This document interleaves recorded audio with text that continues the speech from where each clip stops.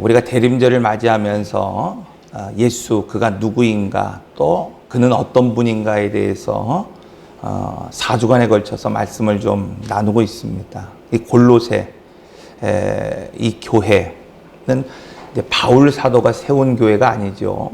바울 사도가 에베소라고 하는 곳에서 성경 공부를 막 가르칠 때 거기에 은혜 받았던 한 사람 에바브로라고 하는 사람이 이 골로새에 가서 복음을 전하기 시작했고 거기에 세운 교회가 바로 골로새 교회라고 말씀을 드렸어요. 그러니까 사도도 아닌데 복음을 들고 나갔던 사람 얼마나 신실한 사람이겠어요. 그 복음이신 예수 그리스도를 자기가 받은 은혜대로 말씀을 전하고 그 안에 그 교회의 몸이신 그 교회를 세웠던 가장 신실했던 사람이었고 또 이 말씀을 통해서 알고 있는 것처럼 그는 그 성도들을 위해서 정말 기도했던 사역자라는 사실을 오늘 우리가 알 수 있습니다. 자, 그런데 문제가 생긴 거예요.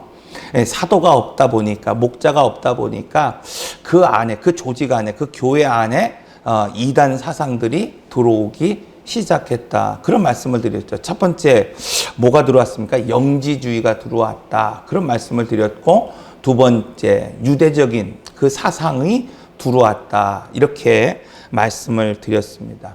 이처럼 하나님 보시기에 평신도가 세운 교회 얼마나 신실하고 아름답고 칭찬만 받을 만한 그런 교회였습니까? 그런데 문제는 뭐냐면 그리스도가 기업이 되지 못하게 하는 그리스도가 나의 기업이 되지 못하게 하는 그 아주 치명적인 그 문제를 안고 있었어요. 그래서 바울은 4가지 주제를 가지고 이제 이 골로새 교회에 대해서 권면하고 그리스도 그가 누구인가에 대해서 이 골로새 성도들에게 전하기 시작했습니다. 그 첫 번째 시간 우리의 기업이신 예수 그리스도 1장에 관한 말씀을 드렸죠. 그러니까 우리가 구약에서도 기업이 소개되고 있습니다. 하나님이 약속하신 기업, 하나님이 약속하신 땅.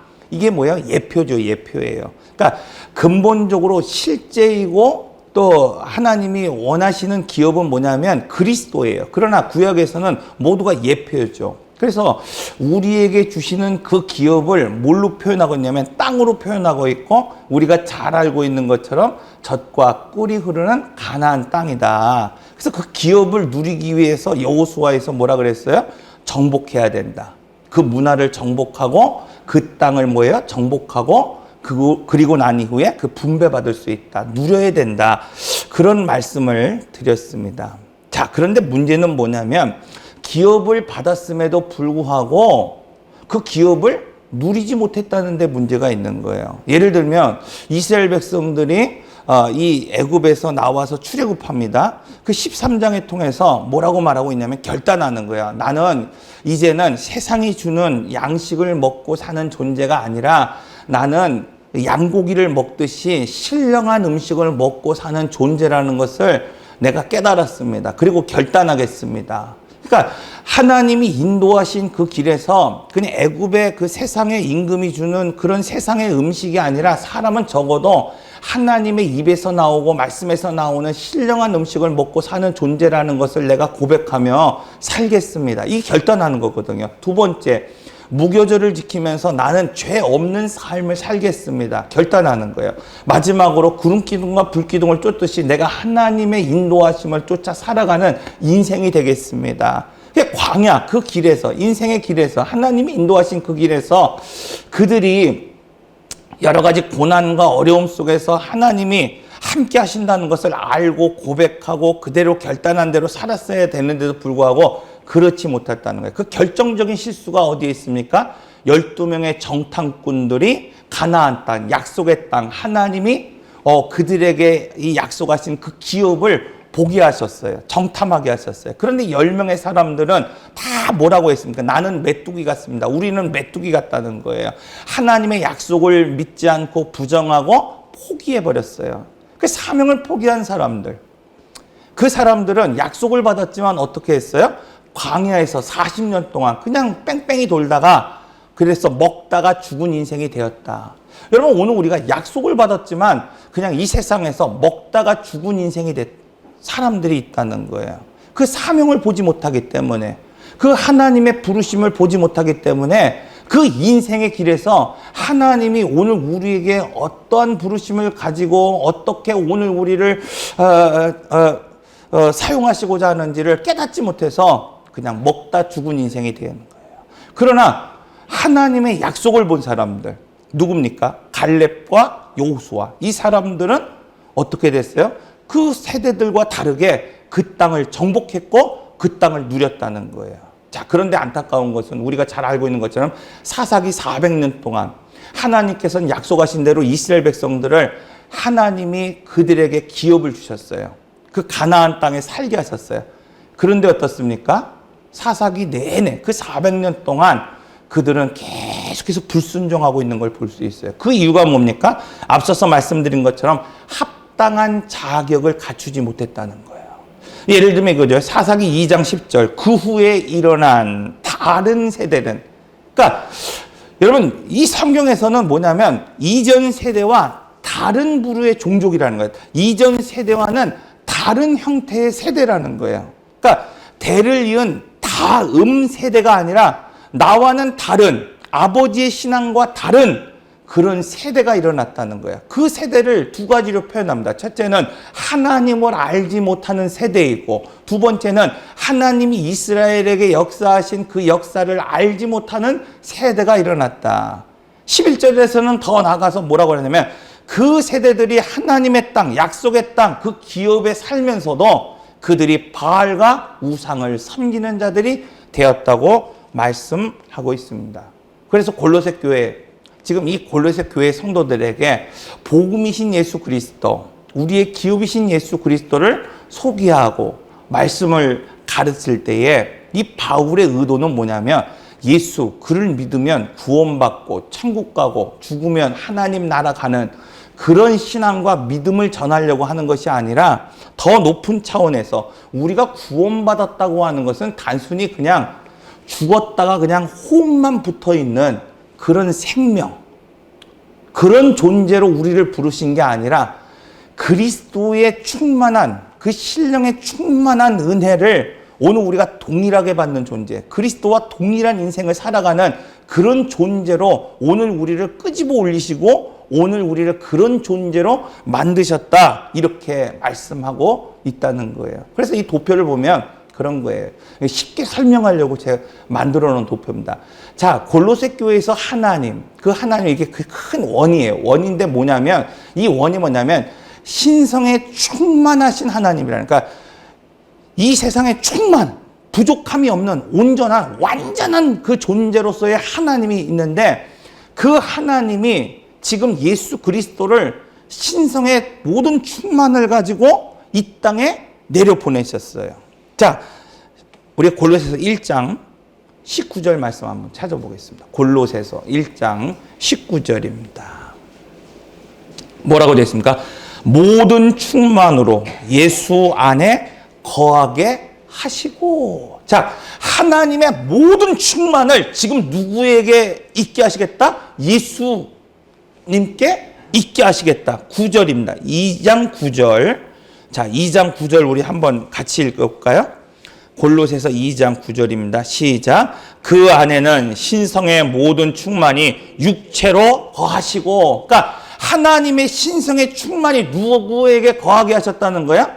예수님에게 완전하게 흠이 없이, 부족함이 없이 거하게 하셨다, 이렇게 말씀하고 있습니다. 빌립보서 2장 6절에서 8절 말씀도 그는 근본 하나님의 본체이시나. 그러니까 예수님이, 오늘 우리가 흔히 예수님 하나님의 아들이라고 표현하고 있지만 성부, 성자, 성령 한 하나님이잖아요. 그런 것처럼 예수님은, 그는 하나님의 본체이시지만, 하나님 자체이시지만 하나님과 동등됨을 취할 것으로 여기지 아니하시고 오히려 자기를 비워 종의 형체를 가지고 사람같이 되셨고, 그러니까 육신의 몸으로 오셨다는 거예요.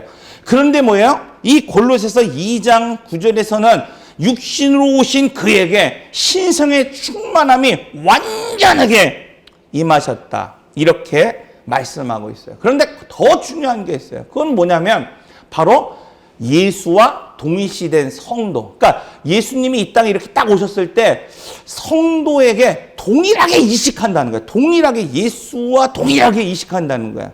예수와 같은 신성의 충만함을 가질 수 있도록 오늘 우리에게 동일하게 주시겠다고 말씀하고 있어요. 10절 말씀입니다. 너희도 그렇게 말하고 있어요. 너희도 그 안에서 충만하여졌으니, 그리고 뭐라고 말하고 있습니까? 그는 모든 통치자와 권세의 머리이시니라. 뿐만 아니라 여러분 골로새서 1장 20절에서는 뭐라고 말하고 있냐면 그의 십자가의 피로 화평을 이루사 만물 이 화목되기까지 원하노라, 이렇게 말하고 있거든요. 그러니까 그 화목과 화평과 충만함이 어디까지 흐르기를 원한다는 거예요?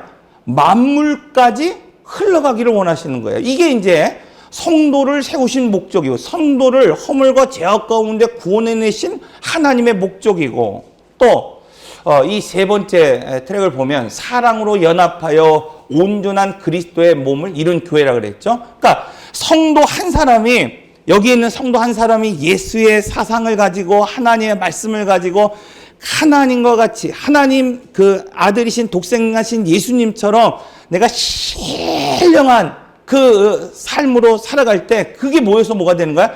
하나님의 몸을 이룬, 한 몸을 이룬 교회가 되고, 그 교회를 통해서 만물을 어떻게 하겠다? 통치하시겠다. 만물을 충만하게 하시겠다. 이렇게 말씀하고 있다는 겁니다. 그런데 문제는 뭐냐면 그 비밀을 보지 못하는 사람들이 있고, 알지 못하는 사람들이 있고, 깨닫지 못하는 사람들이 있어요. 그래서 바울은 에베소 교인들을 향해서 이렇게 기도하고 있습니다. 에베소 1장 17절에서 19절 말씀입니다. 우리 주 예수 그리스도의 하나님 영광의 아버지께서 지혜와 계시의 영을 너희에게 주사, 성도에게 주사 하나님을 알게 하시고 너희의 마음의 눈을 밝히사. 그러니까 하나님 앞에 기도하는 거죠. 하나님, 이 성도들에게, 에베소 교인들에게 지금 지혜의 영을 주시고 계시의 영을 주셔서 그들의 마음의 그 눈을 열게 하시고, 그 마치 사울이 다메섹 도상에 막 그 죽으러 갈 때 눈꺼풀이 벗겨진 것처럼 그냥 세상을 바라보던 그 사람들의 눈이 열려서 무엇을 보기를 원한다는 거예요? 자, 그의 부르심의 소망이 무엇인지. 그러니까 성도 한 사람 한 사람을 세울 때 그 사람들을, 그 세운 목적, 그 사람들을 일으킨 목적, 그 부르심을 그들 스스로가 깨닫게 하시고, 성도 안에, 자, 오늘 우리 안에, 예수 이름으로 살아난 오늘 우리 안에 그 기업의 영광이, 풍성함이 얼마나 큰지, 그 역사하시는 힘의 위력이 얼마나 큰지 오늘 그들로 하여금 깨닫게 하기를 원합니다. 이게 바울이 성도를 향한 기도였다는 것입니다. 오늘 말씀을 통해서 여러분 하나님의 비밀이신 그리스도를 알게 되어서 여러분 모두가 그냥 나는 예수 믿고 살아났던 그 한 가지 전제를 가지고 살아가는 사람이 아니라, 적어도 오늘 우리가 예수를 믿었다고 한다면 여러분 오늘 이 땅에서부터 예수를 믿은 그 순간부터 하나님이 나를 일으켜 세우신 그 부르심의 소명이 무엇인지를 오늘 우리가 볼 수 있고, 또 내 안에 역사하시는 나에게 주신 그 기업, 그 그리스도의 풍성함이 그 얼마나 위대하고 얼마나 큰지 감격할 수 있고, 그리고 예수 그 이름, 그 파워, 그 능력, 그 베드로의 고백처럼 나는 은과 금이 없어도 나사렛 예수 그리스도의 이름으로 일어나 걸으라 명령할 수 있는 그 파워, 그 능력, 그것이 오늘 우리 안에 있다는 사실을 깨닫는 여러분 모두가 되시기를 바랍니다. 골로새서 2장은 그래서 복음의 터, 그 복음의 능력, 그것이 어디에 있느냐? 예수의 피에 있다는 거예요. 예수의 죽음에 있고, 그것을 할례라고 표현하고 있고 세례라고 표현하고 있고, 우리는 출애굽기를 통해서 자기 부인이다, 그런 말씀을 나누었습니다. 여러분 생각해 보세요. 당시에 메시아로 여겼던 예수가 죽었어요. 그것도 참혹한 십자가에 못 박혀서 채찍을 맞고 세상 사람들이 다 보는 앞에서 수치를 당하고 죽었습니다. 심지어 예수님을 따랐던 제자마저도 자기의 고향으로 돌아가는 거예요. 주님을 부인합니다. 주님을 욕합니다. 그리고 이전의 삶의 자리로 돌아가고 있어요. 이처럼 세상 사람들은 죽음은 끝이라고 생각하는 거예요. 죽음은 실패라고 생각한다는 겁니다. 그런데 골로새 교회, 이 골로새서 2장에서는 복음의 터, 바로 예수의 피, 그 십자가, 그 죽음은 우리가 생각하는 실패가 아니라 동일시하고 연합케 하는 비밀이다. 자, 그럼 동일시하고 연합케 하는 비밀이 뭐냐? 자, 골로새서 2장 12절에 소개되고 있습니다. 우리 한번 읽어볼까요? 골로새서 2장 12절 말씀. 자, 시작. 너희가 세례로 그리스도와 함께 장사되고 또 죽은 자들 가운데서 그를 일으키신 하나님의 역사를 믿음으로 말미암아 그 안에서 함께 일으키심을 받았느니라. 놀라운 말씀이에요. 여러분, 다시 말하면 하나님이 죄와 허물로 죽은 오늘 우리를 구원하시고 살리시는데 그리스도와 함께 장사되지만 그리스도와 함께 오늘 우리가 육신의 못을 받고 육성을 죽이고 내가 그리스도와 함께 죽지만 그리스도와 함께 일어나는 존재로 오늘 우리를 부르셨다, 이렇게 말하고 있어요. 그러므로 여러분, 오늘 우리가 그리스도와 함께 살아나고 그리스도와 함께 일어나고 그리스도와 함께 승천하기 위해서 그리스도가 죽어야 되고, 먼저는 나 위하여 죽으셔야 되고, 두 번째는 내가 그와 장사되어야 되는 거예요. 이 장사된다는 건 뭐냐면 성경의 세례다. 자기를 부인할 수 있어야 된다, 이렇게 말하고 있습니다. 이것이 비밀이라는 겁니다. 그래서 성육신, 이 땅에 하나님께서 육체의 몸으로 오신 거, 그건 뭐예요? 오늘 허물과 죄악 가운데 죽은 오늘 우리를 구원해내시기 위해 주님이 오늘 우리에게 초점을 맞추신 거예요. 내가 인간의 몸으로, 인간의 마음으로 내려오시는 거예요. 그래서 출애굽기에서 뭐라고 말하셨어요? 내가 이스라엘 백성들의 고난을 보고 듣고 알고 어떻게 했어요? 내려와서. 그러니까 하나님은 멀리 계신 하나님이 아니라 오늘 우리의 고통을 보고 듣고 알고 내려오시는 분이라는 거예요. 그 내려오신 분이 누구를 초점 맞추는 거예요? 사람에게 초점을 맞추시는 거예요. 사람에게 관심을 가지시는 거예요. 그래서 우리가 수요일날 그런 말씀을 드려요. 목자는 누구의 음성을 안다 그래요? 양의 음성을 안다. 그 안다는 게 뭐예요? 양의 처지와 형편을 알고 있다는 겁니다. 자, 두 번째, 세례는 무엇이냐 그러면 세례는 주님과 동일시되기 위해서 주님과 함께 일어나고 함께 세움을 받고 그 주님께 가지고 있는 신령한 그 신성의 충만함을 얻기 위해서 우리가 뭐 하는 거예요? 주님과 초점을 맞추는 시간. 그래서 주님과 초점을 맞추기 위해서 뭐 해야 되는 거야? 자기를 부인할 수 있어야 되고 십자가에 나의 육성을 못 박을 수 있어야 된다는 겁니다. 오늘날 성도들이 주님이 십자가에 못 박히고 또 2000년 전에 그 죽은 주님이 오늘 나 위하여 죽었다고 하는 사실을 고백하고 알면서도 복음의 터 위에 서 있지 못하기 때문에 그리스도와 함께 나의 육성을 못 박는 데까지 내가 나가지 않기 때문에 그리스도와 함께 부활하는 신앙, 그리스도와 함께 승천하는 그 신앙으로 살지 못하고 땅만 보고 하늘을 보지 못하는 거예요. 오늘 우리가 지평 아래만 보고 지평 너머에 계신 하나님의 약속을 바라보지 못하는 거예요. 열병의 정탐꾼처럼 이스라엘 백성들처럼 이것이 초점을 잃은 인생이고 보지 못하는 인생입니다. 에베소서 1장 17절 19절의 말씀처럼 하나님이 오늘 우리에게 지혜의 영을 주사, 오늘 우리에게 계시의 영을 주사, 오늘 우리 부르심의 소명이 무엇인지를 깨닫고 우리 안에 주신 그 그리스도의 그 기업의 풍성함이 얼마나 큰지를 깨닫고 내게 역사하시는 그 파워, 하나님의 능력, 그 파워를 얼마나 큰지 알게 되기를 구하노라. 이재철 목사님이 쓴 책 중에 청년아 울더라도 씨를 뿌려야 한다라는 책이 있습니다. 여기에 중요한 그런 이야기가 있어요. 무속과 신앙에 관한 이야기가 소개되고 있습니다. 내가 정말 어떤 신앙을 가졌나 한번 생각해 보십시오. 자, 무당을 찾아간 사람이 두 손을 비비며 기도하는 모습을 보라. 그리스도인이 하나님께 기도하는 모습보다 더 경건하다. 굿을 잘하기 위해서 용한 무당에게 헌금하는 것을 보라. 그리스도인이 하나님께 헌금하는 것보다 훨씬 더 많다. 용한 무당에게 받은 부적을 간직하는 것을 보라. 그리스도인이 하나님의 말씀을 간직하는 것보다 소중히 다른다. 예, 자 보세요. 기도하는 모습이 더 절절해요. 더 그냥 막 뜨거워요. 그리고 그 우상에게 드리는 제물이 비교할 수 없을 정도로 많습니다. 그리고 그것들 막 부적들을 관리하는 것들을 아주 소중히 관리해요. 그런데 어떤 사람도 이 무속에 찌든 사람들에게 신앙생활한다 하는 사람이 없다는 거예요.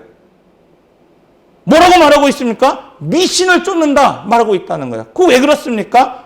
바로 그들은 아무리 정성을 보여도 인간의 재주와 목적으로 그냥 신을 달래는 데 초점을 맞추고 있는 거예요.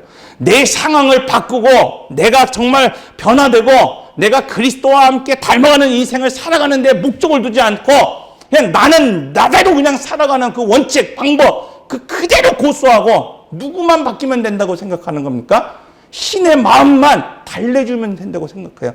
그래서 막 구슬하는 겁니다. 좀 좋게 봐달라는 거예요.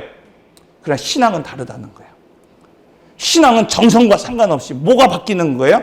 내가 바뀌는 거예요. 하나님의 말씀을 통해서 내가 바뀌고 하나님의 말씀을 통해서 내가 새로워지고 하나님의 말씀을 통해서 옛사람을 죽이고 그리스도와 함께 다시 살아나는 것. 이것이 바로 신앙이라는 것. 오늘 우리에게 말씀하는 것이고 지금 골로새서에서 이 하나님의 비밀 그것이 어디에 감춰져 있다? 세례에 감춰져 있다. 너희가 생각하는 것처럼 그 죽음이라고 하는 실패라고 하는 예수의 보혈의 피에 감춰져 있다 이렇게 말하고 있어요. 그래서 우리가 어떻게 그리스도와 함께 그 신성한 그 신령의 충만함을 받을 수 있느냐, 어떻게 그리스도와 함께 일어날 수 있느냐 분명하게 말하고 있죠. 내가 그리스도와 함께 죽을 때, 내가 그리스도와 함께 못 박을 때, 내가 그리스도와 함께 세례받을 때 하나님의 모든 충만이 교회의 머리이신 예수 그리스도를 통해서 교회의 몸인 오늘 우리에게 마디마다 힘줄마다 흘러가게 하시고 교회의 몸인 오늘 우리를 통해 이제 만물을 충만하게 하시기를 원하신다고 말씀하고 있습니다. 사랑하는 성도 여러분, 하나님은 그리스도의 모든 충만을 우리에게 주기를 원하시고 계십니다. 그러기 위해서 우리는 육체의 세례뿐만 아니라 영적인 세례, 오늘 우리가 받기로 결단할 수 있어야 돼요. 그냥 교회에 나온다고 되는 게 아니라 여러분, 나의 육성을 십자가에 못 박고 내가 그리스도와 함께 장사되어서 오늘 우리가 그리스도와 함께 일어나고 그리스도와 함께 세워지기를 소망할 수 있어야 됩니다. 단지 그냥 십자가의 구속의 은혜만을 말하는 것이 아니라 오늘 우리도 그리스도와 함께 옛사람을 못 받고 세례, 자기 부인을 통해서 그리스도와 함께 일어나는 그러한 삶이 되어야 합니다. 이것이 대림절 두 번째 주일 오늘 우리에게 주시는 말씀입니다.